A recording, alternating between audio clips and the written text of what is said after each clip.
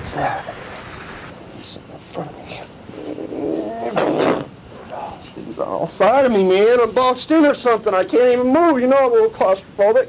What's going on? Someone's playing some kind of cruel joke or something here. It's not very funny. Okay, all right. Just keep calm. Just keep calm. You didn't make it to be chief CEO. You didn't make it to be chief of the whole entire business just by whining and crying about things. So get it under control, man. Get it under control. All right, now what do they say? Teach me back to business school, survey the situation, figure it out, and then you implement a plan, a forthright plan. Okay, let's see. I'm feeling around. Ooh, nice, pretty luxurious, soft, satiny kind of stuff. Got myself a nice suit on here. Wow, they fixed me up just right. Not bad at all. Feels like they got my best shoes on, too. All right, filled over here in my pocket here. What's this? Yeah, it feels like some big key. Oh, yeah, it's the key to the mayor gave me to the town. All right, what's this? That's some metal. Ooh, a lighter. Hey, I'm set. Come on. It's working. Oh, that's real smart. You give me a lighter with no fluid in it. Finally I can see you now. Funny, real funny. You got me in a coffin. All right, yeah. Come on, real funny. Just playing the joke here. Oh, I'm real scared. You got me in the coffin here. Look, I don't think this is funny anymore. I'd like to be out of here. I don't like small cramped spaces, all right?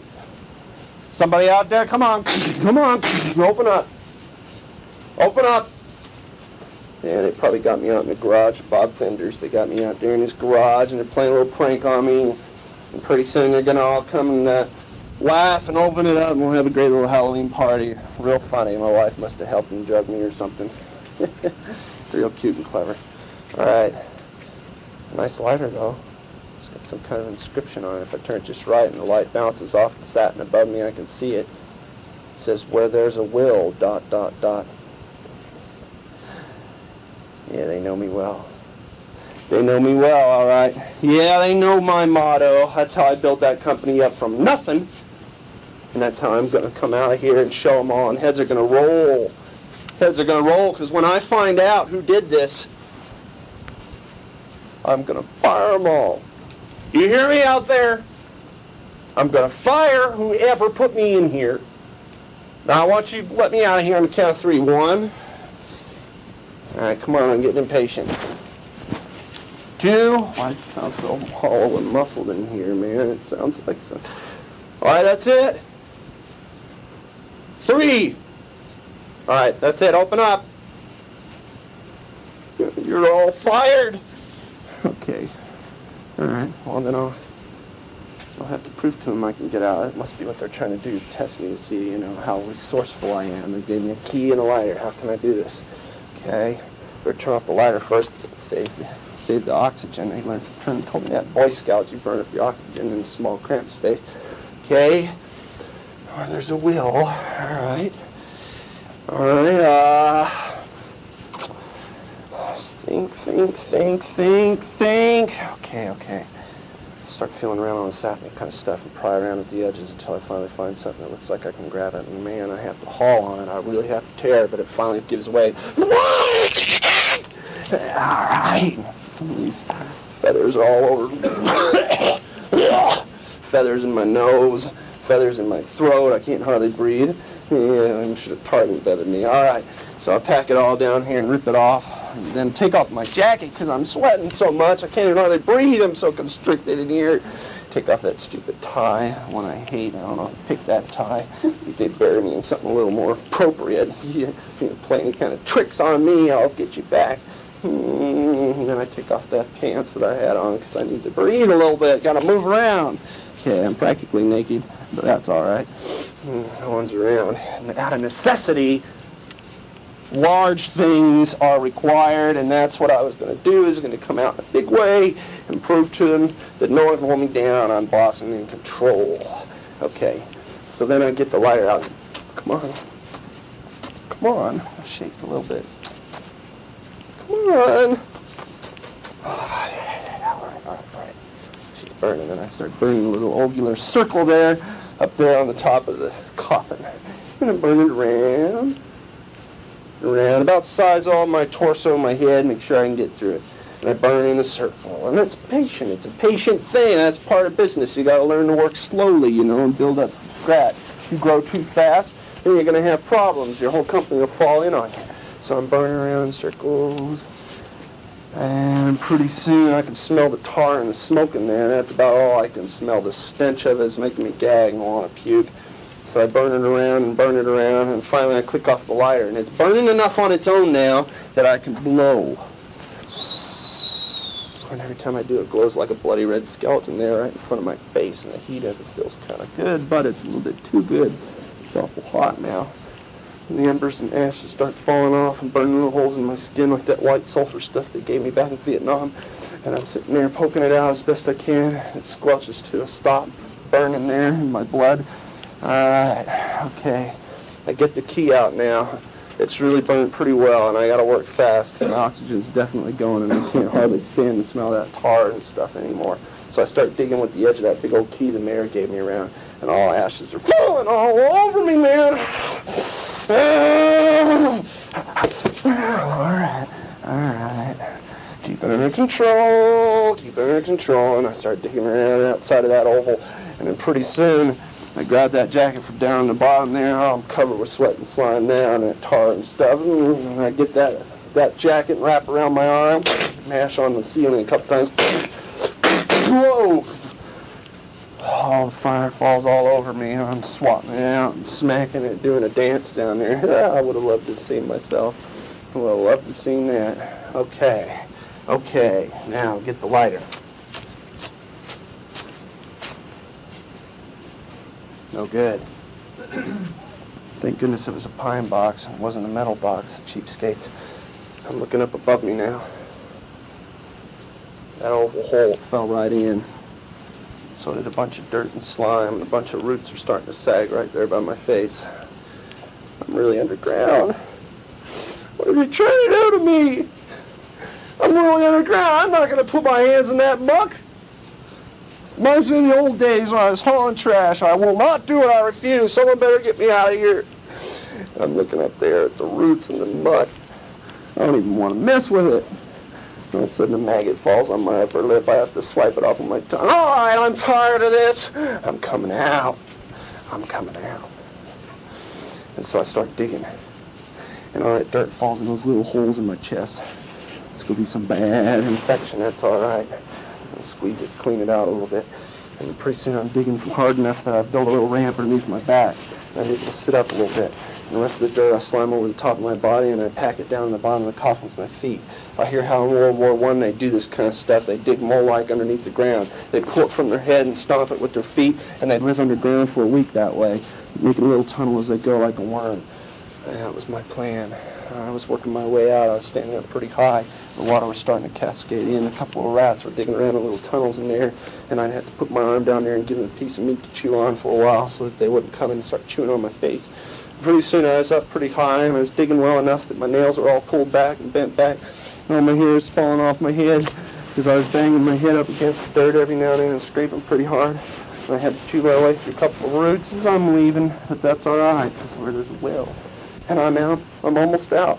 And I'm up standing pretty tall and reaching up high enough, but I can't feel any grass. They buried me so deep. Well, they didn't hire the construction company to pull me, put me far under some kind of bad joke done by the mafia. I don't know what. Not even a joke. Well, they're going to be in some serious trouble when I find out who did it. And I'll lose all my energy. There's no more oxygen left. I can't breathe. I can't breathe. What's the point of going on? My knees get real weak. Everything goes flat. Start sagging down into that hole I've been digging, all crooked and wrong. I fall back down into that hole. The whole coffin now is full of this slimy, putrid water with the smell of rotten skin from all around the different coffins nearby. There's rats swimming in there, thumping up against me. And that's it. I lower my head into water. I figure I might as well drown myself. If I drown myself, at least that way I'll be able to die quickly. Start sucking in the water, but it tastes so bad I spit it out and my hand slides down somewhere in the slime and hits that lighter. I remember my slogan, where there's a well. I arch my back, I start kicking, ramming my head up against the top of the dirt and mashing up against there, pushing with all my might and strength, skinny muscles, that's all right, it's pounding up against there. And I'm breaking out. I can feel the cold air against my hand now. Oh, I'd love to see their faces as they see my hand poking out of the grass. And I'm pulling, I'm yanking as hard as I can. Pretty soon the hole comes rotten, tearing away. And I throw myself out like a baby being born, flopping there on the ground, coughing up all sorts of phlegm, sputum, mucus all over the place, puking up everything that was down there in my lungs. Couldn't breathe for a while until I thumped myself and Heimlich myself there, until I finally had all the goo out. And I lay there on the ground next to the stones, and I howl up at the moon. I'm free! Oh. And I see a sign down on the highway, and I start going towards the gas station, and I come up and I bang on the glass plate window. Oh, you should have seen that guy's face. His eyes get wide. Sure, I look bad. Leave me alone. A naked man running around all dirty and slimy. Can't you help me out and give me a few minutes of your time? You can tell I need some help. He runs off. That's all right. I go in and push a couple buttons until I figure out how to open the cash registers and grab myself a quarter. Oh, I can hardly hold it. My hands are so numb and all the skin's rubbed off. So I walk there and back by the film booth over by the bathroom, and I dial her up.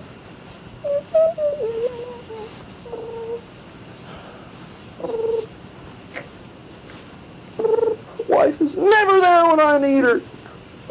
Come on, Madge.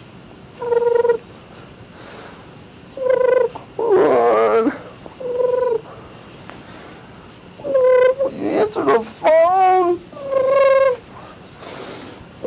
Come on.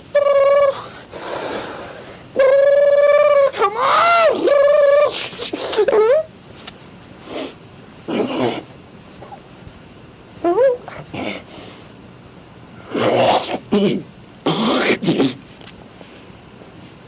Hello.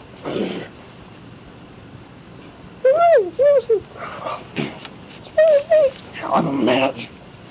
Listen to me. Maybe I'm down here on Route 50. I need you to come and get me. I mean, I'm in a lot of pain. I'm in a lot of pain. I need you to come get me, baby. Please come down here now. It's me, Madge. Get down here. What you're talking about? It's your husband. Come and get me. This is sick. This is sick. It's a cruel joke. My husband's been dead for 2 years.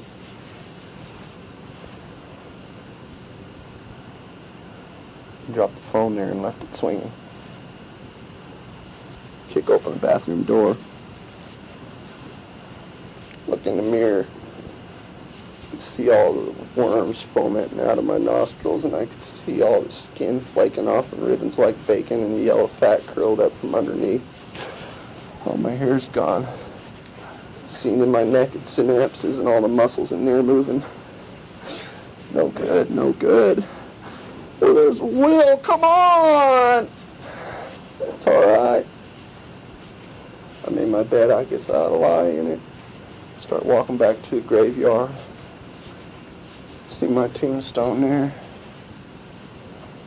I fall headlong back into that hole.